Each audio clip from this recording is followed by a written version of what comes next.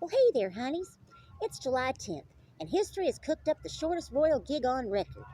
Today's special, Lady Jane Grey, also known as Her Majesty Trial Edition. Now, Jane is not your typical Tudor teenager.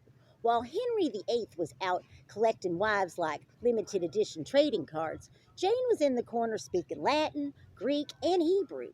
This girl was basically running a one-woman honors program. If bookworms had patron saints, she'd be on the brochure. Unfortunately, she's also related to every messy person in England. Great-granddaughter of Henry VII, cousin to King Edward VI, and surrounded by uncles and dukes. Enter John Dudley, Duke of Northumberland, professional schemer, emotional support manipulator. King Edward is sick. Everybody's panicking about whether England will be Protestant or Catholic, and Dudley says, I have an idea.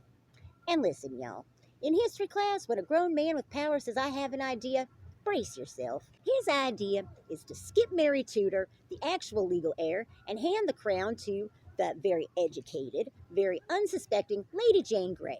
He even marries her to his son Guilford first. So Edward dies on July 6th. On July 10th, they drag Jane out of her nice quiet reading corner, throw a crown at her, and declare her queen. And Jane's like, I thought we were doing Bible study, not regime change. Some accounts say she literally fainted when she heard the plan. But they insist. They dress her up, process her through London, and boom, she's Queen Jane. Except outside the royal bubble, the public is like, I don't know this girl, but I do know Henry VIII's daughter, Mary. Mary's out there collecting support like she's running a Tudor-era GoFundMe. Help me reclaim my throne. Rewards include vengeance and religious reform.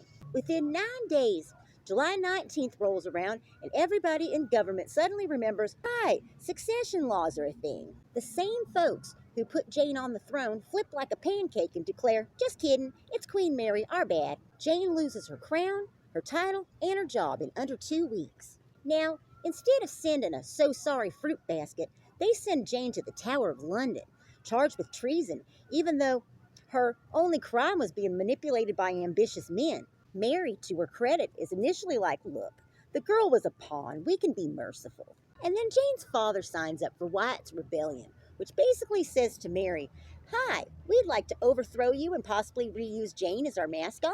At that point, mercy clocks out. Jane and Guilford are both sentenced to die. He goes first and she watches the cart carry his body past her window. Then Jane is led to the scaffold, inside the tower, still a teenager. According to some stories, when they blindfolded her, she reaches out and can't find the block, asks where it is, and someone guides her hand. She gives a final prayer, lays down her head, and that's the end of the 9-day queen.